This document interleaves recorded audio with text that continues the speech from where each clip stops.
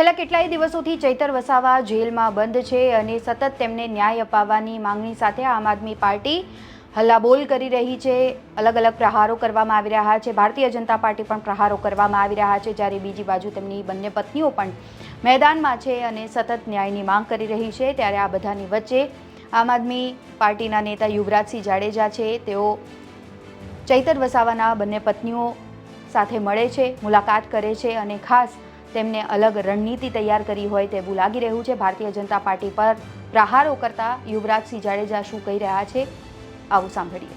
નાગરિકોને આજે એક વિનંતી કરવા, એક અપીલ કરવા અને આપણે બધા એક બનીએ, નેક બનીએ, કારણ કે આ તાનાશાહ, આ સરમુખત્યારશાહી જે સરકાર છે ભારતીય જનતા પાર્ટી, એ હવે બધાને ટાર્ગેટ કરી રહી છે અને એ ટાર્ગેટમાં આજ વખતે આપણા લોકલાડીલા, લોકનેતા, જનનાયક એવા આદરણીય ચૈતરભાઈ વસાવા ને એન કેન પ્રકારે ફસાવવામાં આવી રહ્યા છે ષડયંત્રના ભાગરૂપે। તો એક અપીલ કરવા માટે આજે તમારી સમક્ષ હું આવ્યો છું। આજે તમે જોઈ શકો છો કે મારી સાથે આદરણીય ચૈતરભાઈ વસાવાના ધર્મપત્ની, એમના દીકરા, એમના દીકરી, પરિવારજનોની મુલાકાત આજે ડેડિયાપાડા ખાતે લેવામાં આવી અને એ પરિવારજનોની જ્યારે મુલાકાત લીધી ત્યારે મારે પણ ઘરમાં પરિવાર છે, મારે પણ ઘરમાં નાનો દીકરો છે, ધર્મપત્ની છે, એટલે આ જે પીડા છે એ પીડા હું પણ અનુભવી રહ્યો છું। કેમ કે જ્યારે ઘરનો એક મોભી વ્યક્તિ ઘરમાં ન હોય અને જે પરિસ્થિતિનું જે નિર્માણ થતું હોય છે એ આજે મને પણ ફીલ થઈ રહ્યું છે। એટલે ગુજરાત સરકારના 162 જે નેતાઓ જે છે અથવા તો ભારતીય જનતા પાર્ટીના તમામ જે નેતાઓ જે છે એને કદાચ આ અનુભવ કેમ નથી થતો એ સમજાતું નથી। કારણ કે આ ભ્રષ્ટ ભાજપનું જે તંત્ર અત્યારે જે રીતે લોકોને ટાર્ગેટ કરી રહ્યું છે, લોકોને ષડયંત્ર અને કાવતરના ભાગરૂપે ક્યાંક ને ક્યાંક ફસાવી રહ્યું છે, તેને કારણે આજે એક પરિવાર એની પીડા એ અનુભવી રહ્યો છે। કારણ કે આજે ઘણા બધા એવા કાર્યો હોય છે, ઘણા બધા એવા કામ હોય છે જે અટકી પડ્યા છે। આદરણીય ચૈતરભાઈ વસાવા મારા પરમ મિત્ર છે અને આદરણીય ચૈતરભાઈ વસાવાના પરિવારમાં પણ ઘણા બધા કામ અટકી પડ્યા છે। તેની સાથે સાથે પરિવારની જવાબદારી હોય એ જ રીતે ડેડિયાપાડાની જવાબદારી પણ એમની પાસે છે, કારણ કે એક ધારાસભ્ય છે, જનપ્રતિનિધિ છે, જનનેતા છે। જ્યારે ડેડિયાપાડાના વિકાસના કામો કરવાના હોય અને જનપ્રતિનિધિને જો જેલમાં પૂરી દેવામાં આવે તો કઈ રીતે કહી શકાય કે એ કાર્યો થઈ શકે? સામાન્ય જે કાર્યો હોય, સામાન્ય જે કામકાજ હોય એ પણ ખોરભે ચડી જતા હોય છે। એટલે ગુજરાતની જનતાનો અંતરાત્મા જાગે એટલા માટે આજે લાઈવના માધ્યમથી કહી રહ્યો છું કે આપણે બધાએ હવે જાગી જવાની જરૂર છે। ખાસ કરીને મારી અપીલ આજના દિવસે તમામ નાગરિકોને, તેની સાથે સાથે આદિવાસી સમાજને છે। તમે કોઈ પણ પાર્ટીની વિચારધારા સાથે સંકળાયેલા હોય, કોઈ પણ પાર્ટી સાથે, તમે કોંગ્રેસ, ભાજપ, આપ, અપક્ષ, વિપક્ષ, જેની પણ સાથે સંકળાયેલા હોય, તમે એક પરિવાર તરીકે આજે ઘરના મોભી તરીકે વિચારો કે તમારા પરિવારના એક વ્યક્તિને, તમારા પરિવારના એક મોભો હોય, એ મોભાને જો તમારાથી દૂર કરી દેવામાં આવે તો શું થાય? આજે પરિસ્થિતિ, આજે આ બહેનો, બાળકો એ અનુભવી રહ્યા છે અને બાળકો જયારે અનુભવી રહ્યા છે ત્યારે એક પિતા નથી, પિતા સાથે વાતચીત કરવી છે તો વિડીયો કોન્ફરન્સના માધ્યમથી વાતચીત કરવી પડે છે। આજે રૂબરૂ મુલાકાત લેવામાં પણ ફાફા ચડી જાય છે, આ હકીકત છે। એટલે આ તાનાશાહી, આ સરમુખત્યારશાહી, આ હિટલરશાહી જે છે એ હિટલરશાહી મહેરબાની કરીને બંધ થાય। કહેવાય છે ભાઈ કે બાકર બચ્ચા લાખ, લાખે બેચારા, પણ સિંહણ બચ્ચો એક અને એકે હજારા, એવો અમારો ચૈતર વસાવા જે આદિવાસી શેર છે, જે જજુમી રહ્યો છે એકલા હાથે, અને એ જનતાને અપીલ કરી રહ્યું છું, જ્યારે એ ચૈતર વસાવા જ્યારે એકલા હાથે લડી રહ્યા છે, એમાં નાજ નથી, એ સિંહ છે, એ હાવત છે, એની ડણક એ વિધાનસભામાં પણ ગુંજે છે, એની ડણકથી 162 થરથર ધ્રુજે છે, એ હકીકત છે। પરંતુ હવે એમના પરિવારને અને ડેડિયાપાડાની જનતાના જે સામાન્ય કામો અટકી પડ્યા છે એના માટે જરૂર છે ચૈતરભાઈ વસાવાની। જોવા જઈએ તો ખૂબ સામાન્ય કેસ છે। એક એક્ટિવિટીની સંકલનની મીટિંગ હોય અને એ સંકલનની મીટિંગમાં નાની એવી બોલાચાલી થાય અને કહી શકાય કે કદાચ વાતાવરણ ઉગ્ર થયું અને ઉગ્રમાં ક્યાંક ઘુસાતુસીમાં કોઈ ઉપર ક્યાંક આક્ષેપબાજી કે આરોપબાજી થઈ, માની શકીએ છીએ કે બધી જગ્યાએ મીટિંગોમાં આવું નાનું મોટું થતું હોય છે, આમાં પણ થયું।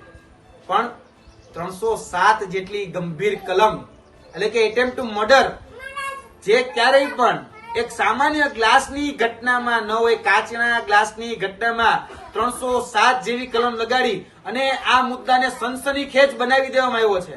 સનસનીખેજ એટલે આખા ગુજરાતની અંદર ચકચારી થઈ જાય અને પછી જયારે જામીન લેવા જાય ત્યારે કોર્ટમાં વકીલ એવું કે ભાઈ કે આ સાહેબ બહુ મોટો ચકચારી કેસ છે, આમાં જામીન ન આપો. અને જોવા જઈએ તો ચીફ જ્યુડિશિયલ કોર્ટ ના પાડે, સેશન્સ કોર્ટ ના પાડે, હવે હાઈકોર્ટના દરવાજા ખખડાવવાનું થયું.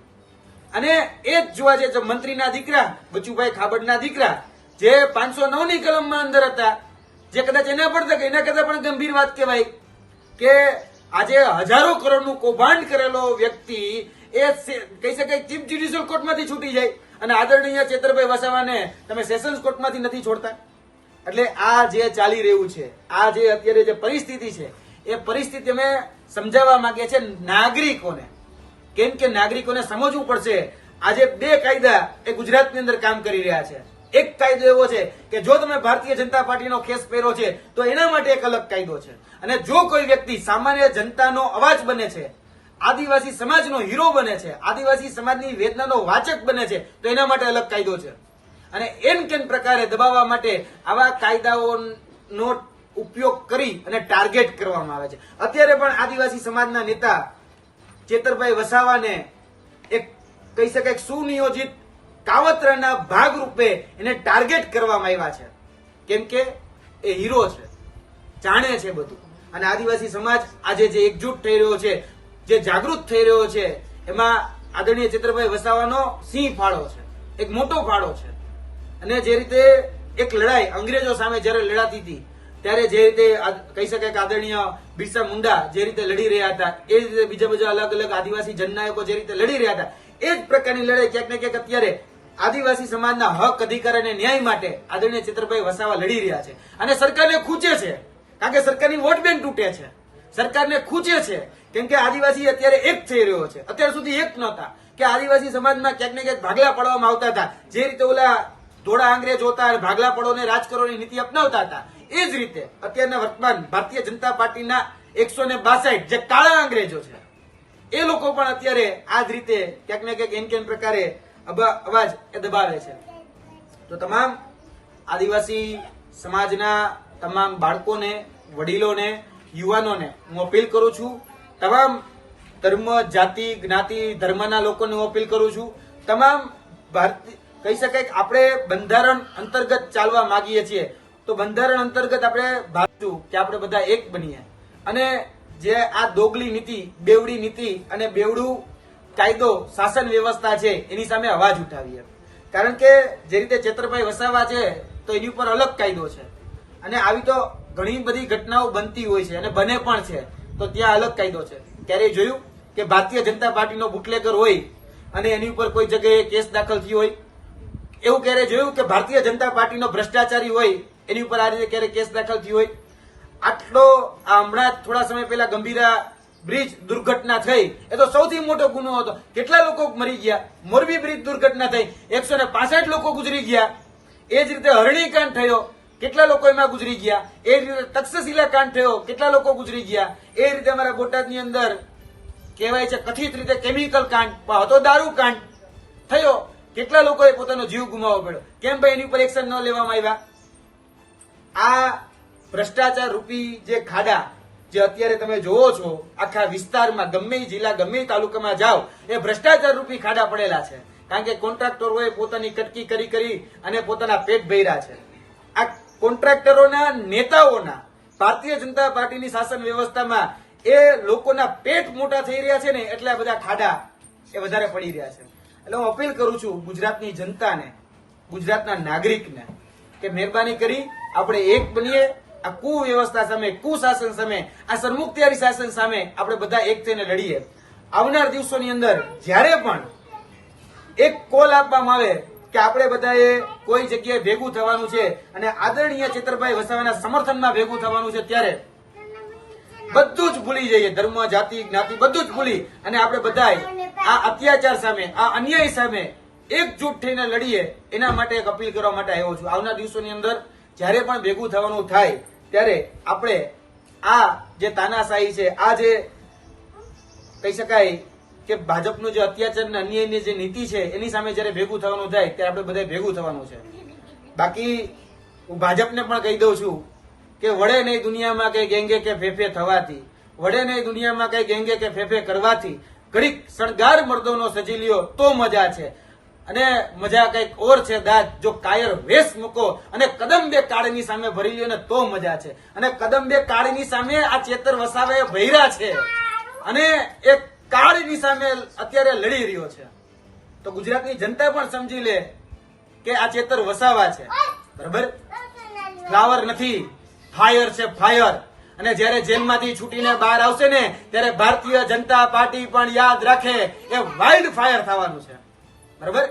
એટલે તમે જે આ અત્યારે આ દોગલી નીતિ, દોગલું વલણ અને આ જે અત્યાચારી અને જે અન્યાય નીતિ અપનાવી છે તો એની સામે તમારે પણ તૈયાર રહેવાનું છે. જેટલો કાયદાનો ગેરઉપયોગ કરશો, જેટલો પોલીસને હાથો બનાવશો અને જેટલા કર્મચારીઓને હાથો બનાવશો, જે બેન ઉપર કઈ ટિપ્પણી જ નથી થઈ એ બેન ઉપર આજે કહી શકાય કે એને ક્યાંક ને ક્યાંક હાથો બનાવી અને કશું વાંધો નહીં, એ બેનને ક્યાંક ને ક્યાંક હાથો બનાવી અને આ ગુનો દાખલ કરવામાં આવી રહ્યો છે. એટલે યાદ રાખજો, જે પણ લોકો ખોટું કરી રહ્યા છે પછી એ પણ ભોગવવા માટે તૈયાર રહે. કારણ કે પછી આવનાર દિવસોની અંદર જે લોકો જે ભાષામાં સમજે છે એને એની ભાષામાં જવાબ દેવામાં આવશે અને આવશે જ. કારણ કે પછી જેવું કરશો એવું જ ભરશો. અમે હજી મર્યાદામાં છીએ, અમે હજી ક્યાંય પણ સૈદ્ધાંતિક રીતે કે બીજી ત્રીજી રીતે કોઈ પણ જગ્યાએ અમે ક્યાંય પણ હજી ઉણા ઉતરા નથી. એટલે આવનાર દિવસોની અંદર તૈયાર થઈ જાય તમામ આદિવાસી સમાજ, તમામ અન્ય સમાજો એક થઈ અને અન્યાય અને અત્યાચાર વિરુદ્ધ આપણી જે લડાઈ છે એ લડાઈમાં સાથ સહકાર અને સહયોગ આપે. કારણ કે આદરણીય ચેતરભાઈ વસાવાએ નકલી કચેરી કાંડ એ ઉજાગર કર્યું. હમણાં જ બેન પણ સાક્ષી છે કે મનરેગાનું કૌભાંડ ઉજાગર કર્યું. મનરેગાના કૌભાંડમાં હજારો કરોડનું કૌભાંડ એ ભારતીય જનતા પાર્ટીના નેતાઓએ કર્યું. એટલે દુખે છે પેટમાં અને કૂટો છો માથું. વાંધો છે ચેતર વસાવા કૌભાંડ ઉજાગર કરે એનાથી. જો તમને વાંધો હોય તો યાદ રાખજો, કૌભાંડને ડામવાની તૈયારી કરવી જોઈએ અને કૌભાંડને ડામવા જોઈએ. જે ઉજાગર કરે છે ને નો ડામો. કારણ કે ભૂતકાળમાં તમે અમારે પણ આ હાલ કર્યા છે. અમે જયારે પેપર લીકેજના કૌભાંડોને ઉજાગર કરતા હતા ત્યારે તમે અમને પણ જેલમાં નાખેલા છે. પણ હવે આ તાનાશાહી કે આ કિન્નાખોરી એ અમે નહીં ચલાવી લઈએ અને રાજકીય કિન્નાખોરી તો જરા પણ નહીં ચલાવી રહીએ. એટલે યાદ રાખજો, આવનાર દિવસોની અંદર આદિવાસી સમાજ હોય, અન્ય તમામ સમાજો હોય, 18 વરણ 34 જ્ઞાતિ જાતિ તમામને અપીલ કરીએ છીએ કે આવનાર દિવસોની અંદર જ્યારે પણ ભેગું થવાનું થાય ત્યારે આપણે બધા જ કોઈ પણ પાર્ટી હોય, કોઈ પણ ધર્મ હોય, કોઈ પણ જાતિ હોય, કોઈ પણ જ્ઞાતિ હોય, એ બધું જ ભૂલી આ અન્યાય અને અત્યાચાર સામે લડીએ.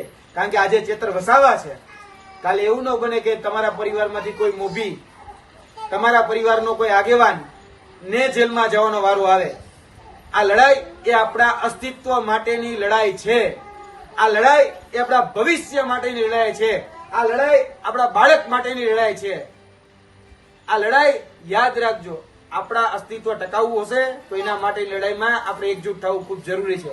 એટલે વધારે વાત ન કરતા એટલી સંવેદના ચેતરભાઈ વસાવાના પરિવાર સાથે હું રાખું છું કે જ્યાં પણ જે પણ રીતે મારી જરૂર પડશે, એમના દીકરાને કે એમના દીકરીને કે ધર્મપત્નીને કે પરિવારજનોના કોઈ પણ સભ્યને, તો અમે ખભોથી ખભો મિલાવીને એમની સાથે ખભોથી ખભો રાખીને ઉભા છીએ. તમામ આ દુઃખના સમયમાં ભૂતકાળમાં પણ જે આવ્યો છે અને ભવિષ્યમાં પણ જે આવશે એ સમયમાં પણ તમામ પ્રકારની સંવેદનાઓ એમની સાથે છે. જ્યાં પણ કહેશે અમે એનો સાથ સહકાર અને સહયોગ આપવા માટે તૈયાર છીએ. કારણ કે ચેતરભાઈ વસાવા એ અમારા દિલમાં વસે છે અને ચેતરભાઈ વસાવા માટે જો ધ્યાન દેવું પડે તો એના માટેની પણ અમારી સંપૂર્ણ તૈયારી છે. બાકી યાદ રાખજો, આ તાનાશાહીને અમે સહન નહીં કરીએ, આ શ્રમુક્તિશાહીને અમે સહન નહીં કરીએ. કારણ કે અમારા વંશજો પણ એ અંગ્રેજો સામે લડ્યા છે, અમારા વંશજો પણ અત્યાચારના ન્યાય સામે લડ્યા છે.